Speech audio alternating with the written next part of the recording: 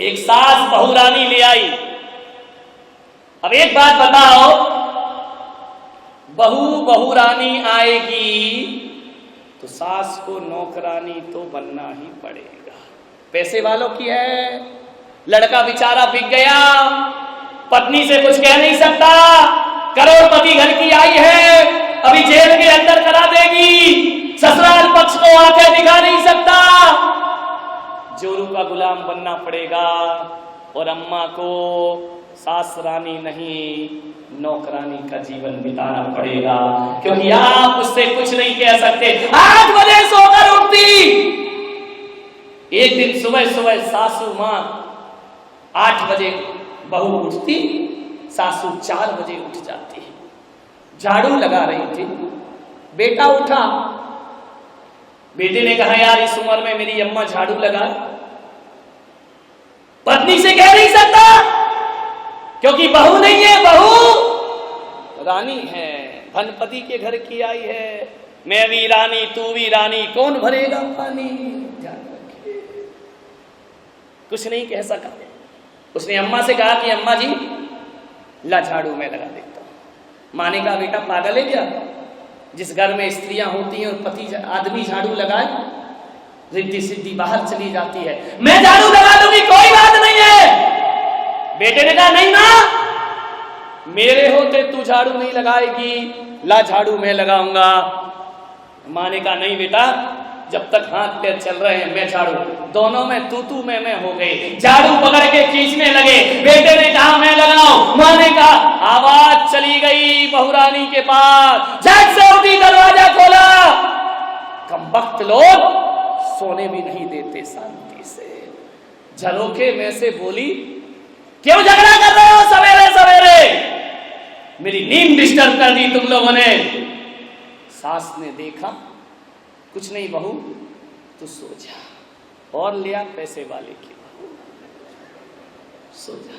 बहू ने कहा बात क्या है, झगड़ा क्यों हो रहा है सुबह सुबह। बोले देखना बेटा, ये तेरा पति कहता है मैं झाड़ू लगाऊंगा, और मैं कहती हूं जब तक घर में महिला है मैं झाड़ू, और मेरे हाथ पे चल रहे मैं लगाऊंगी। तो पति ने सोचा शायद अब शर्म आएगी उसे। मालूम है महारानी ने क्या कहा, बोले पागलो झाड़ू के लिए झगड़ा क्यों करते हो, इतनी लड़ाई कर रहा इतने से काम के लिए। तो बोले क्या किया जाए, बोले आपस में बांट लो, एक दिन तुम लगा लिया करो, एक दिन तुम लगा लिया करो। और जा करके फैसला देकर बहुरानी आराम से सो गई। ध्यान रखिए, विचार करिए, उसको काहे की शर्म, ध्यान रखना। बहू लाओ, बहुरानी मत लाओ। जो बड़ी बड़ी सभाएं करता है, हम समाज में जन जागरण कर रहे हैं, दहेज विरोधी आंदोलन। जब उसके बेटे की शादी होती है, लड़की देखने जाता है, और लड़की वाले जब पूछते हैं कि भाई साहब तो ये रिश्ता पक्का समझूं, नहीं रिश्ता तो पक्का है, थोड़ा सा क्या है कि ये लड़की पैर फेंक कर चलती है। तो लड़की के बाप ने कहा पैर फेंक कर चलती तो मैं क्या करूं। बोले ऐसा करो भाई साहब 5 लाख रुपए और ले लेना। अरे दहेज विरोधी आंदोलन, मैंने दुनिया में दहेज के विरोध में जन जागरण, मैं दहेज महेज नहीं लेता हूं। अरे भाई साहब चलता है बात, 5 लाख रुपए आप ले लीजिए पैर। उसने कहा हाँ यार बात तो ये है, पैर यार कौन देखता है। सोचो 5 लाख में लड़की का पैर सही हो गया, तो फिर रिश्ता पक्का समझे। अरे नहीं बस लड़की थोड़ा सा बात करते समय तिरछा सा देखती है। बोली भाई साहब 5 लाख और प्लस कर लीजिए। अरे आंख मांख कौन देखता है भाई साहब, हम तो दहेज महेज लेते नहीं हैं, कोई बात नहीं है। बोले लड़की थोड़ा बोलने में हकलाती है। बोले 5 लाख और। बोली लग रही है लड़के की, ध्यान रखिए, बिक रहा है लड़का, सौदेबाजी हो रहे हैं। आप विचार तो करिए। देखो भाई साहब दहेज महेज के तो हम सख्त खिलाफ हैं, लेकिन क्या करें, आप यदि चाहते हो, आपकी बेटी नाजों से पली है। अब आजकल की बेटियां बसों में धक्का तो खाना नहीं चाहती हैं। कौन लंबा लंबा सफर ट्रेन से, हमें कुछ नहीं चाहिए। तुम्हारी बेटी आप चाहो कि बसों में धक्के नहीं खाए, एक 10-20 लाख की कार तो हम तो जिंदगी में उस कार में बैठेंगे नहीं। हमने तो सौगंध खाई, हम जिंदगी में कभी दहेज नहीं लेंगे। हम तो समाज सेवक लोग हैं, हम तो सोशल वर्कर। लेकिन लड़कियां कहां मानती हैं आजकल। एक कार हो जाए तो फिर मामला। और देखो भाई साहब, हम लोग गांधीवादी लोग हैं, हम तो पुराने जमाने के लोग हैं। हमारे यहाँ नौकर नौकरानियां तो रहती नहीं है, लेकिन आजकल की बेटियां खाना बनाना कहाँ जानती हैं। एक काम करो, नौकरानी लगेगी थोड़ा बहुत बच्ची की खुशी के लिए। और आजकल भाई साहब आप तो जानते हैं, ये बच्चियां भूखी रह जाएं लेकिन डायमंड सेट पहने बिना नहीं रहती हैं। अब आप क्या चाहते हो कि आपकी बेटी बिना आभूषण के दिखाई दे? भरी समाज में हमें जाना पड़ता है, एक आध डायमंड सेट, हमें दहेज नहीं चाहिए। तेरे की आदमी की जिंदगी, मुंह में राम बगल में छुरी, कितनी स्टाइल से मांगता है। नुमाइश हो रही है लड़की की। लड़की देखने जाते हैं, लड़के लड़की को अलग बंद कमरे में छोड़ देते हैं कि बेटा आप बात कर लो। हम माँ बाप बाहर बात कर रहे हैं, बाहर नोटों की बात हो रही है, अंदर लड़के लड़की बात हो रहे हैं। तो कैसी झांकी बना रखा है बेटियों को, प्रदर्शनी बना रखा है बेटियों को। लड़के ने पूछा क्यों, तुझे गाना गाना आता है? लड़की ने नीची निगाह करी, बोले नहीं मुझे गाना नहीं आता है। तो बोले एक बात बता, तुझे नाचना आता है? लड़की ने कहा नहीं मुझे नाचना नहीं आता है। पूछे जा रहा।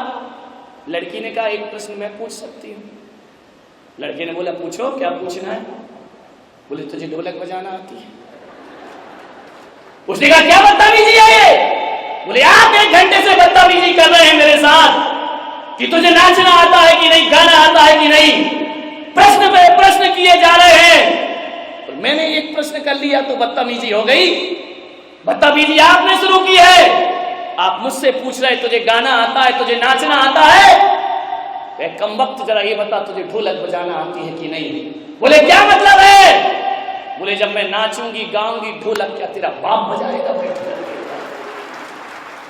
मान्यवर, लड़कियों को थोड़ा सा तैयार रहना होगा।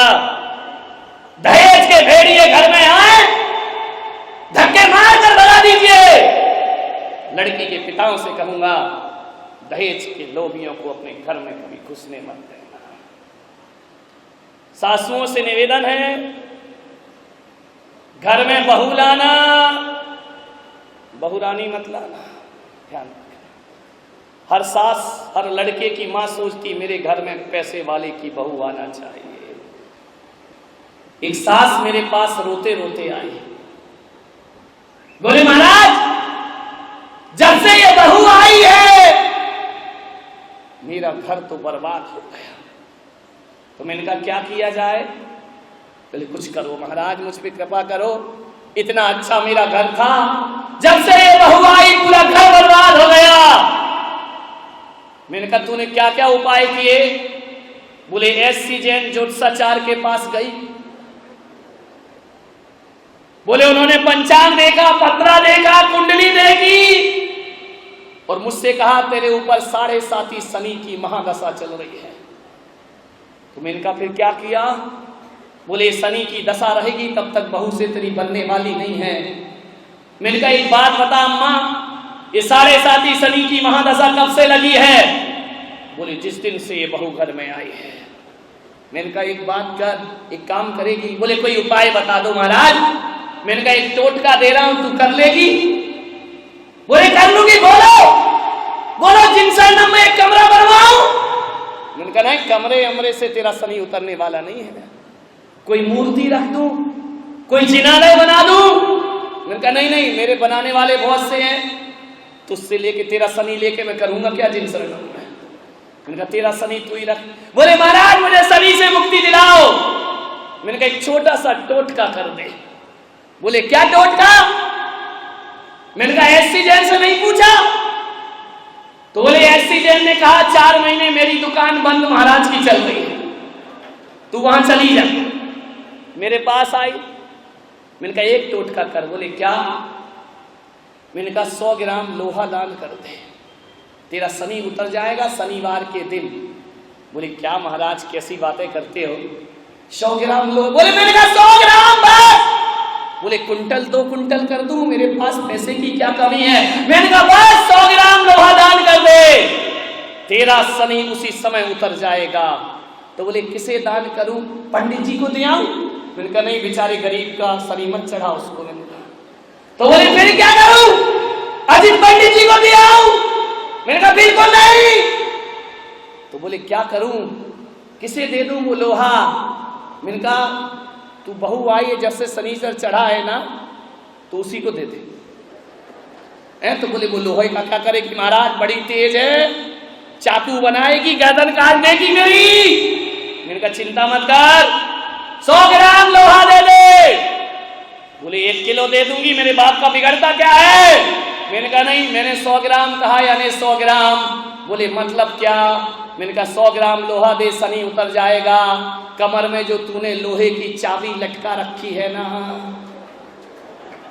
सोचो सोचो। मैंने कहा 100 ग्राम से ज्यादा की नहीं होगी, एक चाबी जा बहू को दे दे। बोले उससे कैसे उतरेगा? मैंने कहा सोना तू उसी के, मैंने कहा शनि तू उसी के घर से लाई है। बोले क्या लाई हूं? मैंने कहा लोहा लाई है तू, फ्रिज लेकर आई है। बोले हाँ। मैंने कहा लोहे का फर्नीचर उठा के लाई है ना, एसी लाई है। बोले हाँ। मैंने कहा लोहा उठा कर लाई है। मैंने कहा गोदरेज की अलमारी लाई? बोले लाई। मैंने कहा लोहा। और मैंने कहा बोल मर्सिडीज कार लाई? बोले लाई। मैंने कहा इतना शनि लाएगी तो तेरे पे नहीं चढ़ेगा तो क्या पड़ोसी पे जाकर चढ़ेगा। इतना लोहा उठा कर लाई है लड़के की ससुराल से। उनका ये 100 ग्राम लोहा दे। बोले महाराज बड़ा कर्रा काम है 100 ग्राम। मैंने कहा शनि 7.5 नहीं 14 साल नहीं उतरेगा, ध्यान रखना। जाकर के दे दे। छाती में पत्थर रखा, बहू को कहा ले बेटा इस घर की चाबी। बहू ने कहा हो गई अब मैं राजी, उधर गया सारा शनि। ध्यान रखना, इतनी होशियार हैं ये महिलाएं। नहीं यहां वालों की बात नहीं कर रहा, सीकर वालों की बात कर रहा हूं। तुम्हारी बात अगले चौमासे में करूंगा। इतनी होशियार। एक लड़के की शादी हुई, वो जी अम्माएं मंदिरों में बैठ के क्या सोच रही, पद्म पुराण पढ़ती हैं? ये नहीं पढ़ती, खुला रहता है पद्म पुराण, पढ़ती हैं बुढ़िया पुराण। बैठ जाएंगी, क्यों बहन दिखाई नहीं दी 5-6 दिन से? पढ़ रही है पद्म पुराण, बात कर रही उसकी। ऐसा एक बार भी भगवान से नहीं बोला कि भगवान कितने जन्मों से तुम दिखाई नहीं दे रहे हो। कहां गई थी? कुछ नहीं भाभी, शादी थी। किसकी? मेरे लड़का। हमें नहीं बुलाया?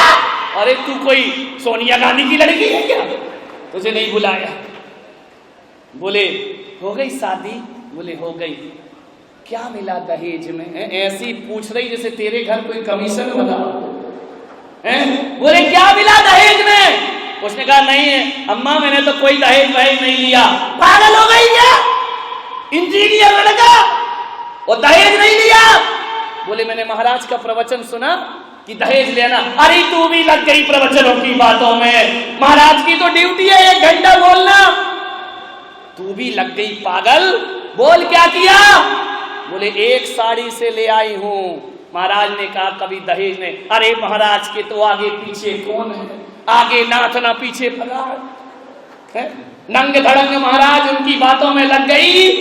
हीरा सा बेटा कौड़ियों के भाव में बेच दिया, आग लगा दी उसके दिमाग में। ध्यान रखना, और ऐसी प्यारी प्यारी बातें बोलेंगी। हीरा सा बेटा, जब हीरा सा था तो तेरे दिमाग में कीड़ा सा पड़ रहा था, अपनी लड़की दे देती। ध्यान रख, ये घरों में आग लगाने के कारण है। मिले नहीं मिले दहेज, तुझे क्या लेना देना है? मंदिरों में बैठकर घंटा भर इसमें लगता है। तुम क्या सोचती है 2-2 घंटे धर्म करके आ रही हैं? बिल्कुल नहीं। बुढ़िया पुराण खुला रहता है, ध्यान रखिए।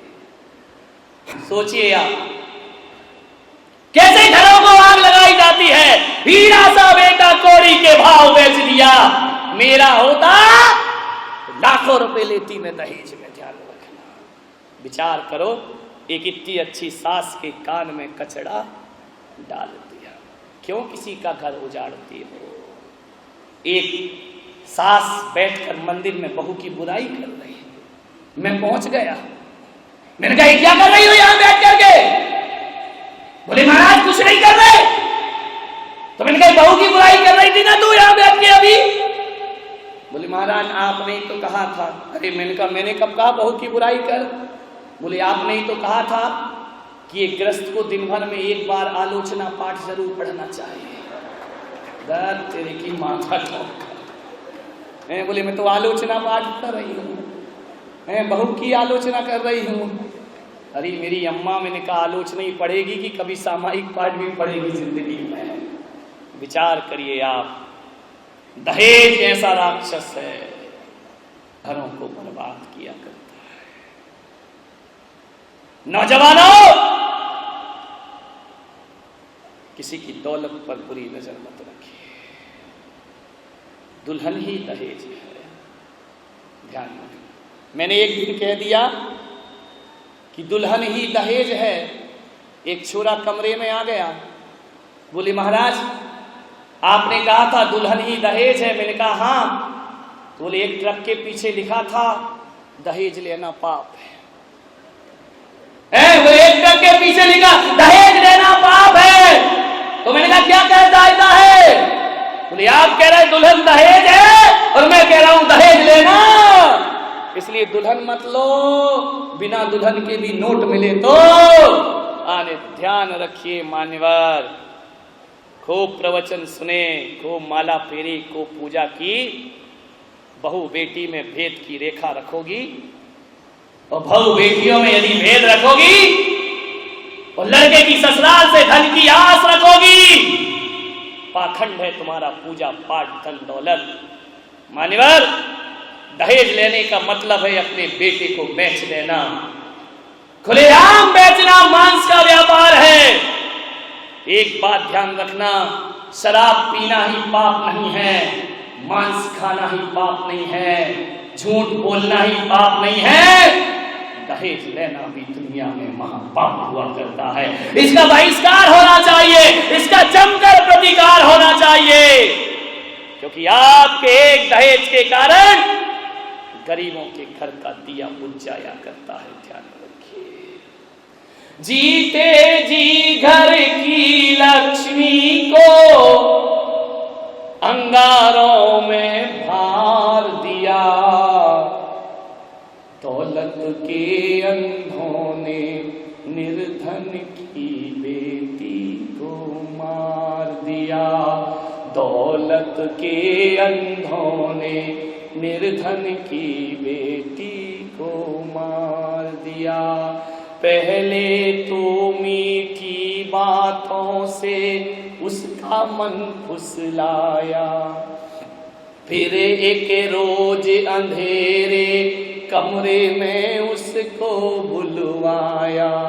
मुंह पर पट्टी बांध दी गई, शोर नहीं मच पाया। जल्दी ही दो हाथों ने फिर एक सोला सुलगाया और तड़पती अबला पर फिर तेल झमाझम झाड़ दिया।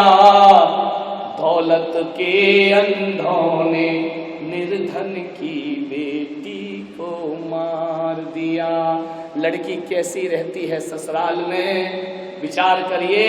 जीवन भर के लिए अरे जो दासी बनकर रहती है, जिसमें बहे सभी का मन जो उन लहरों में बहती है। तानों के तीखे बाणों को जो हंस हंस कर सहती है, चाहे दम घुट जाए मगर जो मुख से कुछ ना कहती है। तो मर्यादा की उस मूरत को ये कैसा अंजाम दिया, दौलत के अंधों ने निर्धन की बेटी को मार दिया। वो देश के हालात क्या हैं? बाहरे मेरे देश, यहाँ पर सब संभव हो जाता है। रिश्वत का साबुन हत्या के धब्बे तक धो जाता है। बिका हुआ कानून कहीं पर आंखें मूंद सो जाता है। सुनवाई का नाटक कर प्रकरण फाइल हो जाता है। देखो नारी को दुनिया ने क्या अच्छा सम्मान दिया, दौलत के अंधों ने निर्धन की बेटी को मार दिया। जीते जी घर की लक्ष्मी को अंगारों में भार दिया, दौलत के अंधों ने निर्धन की बेटी को मार दिया।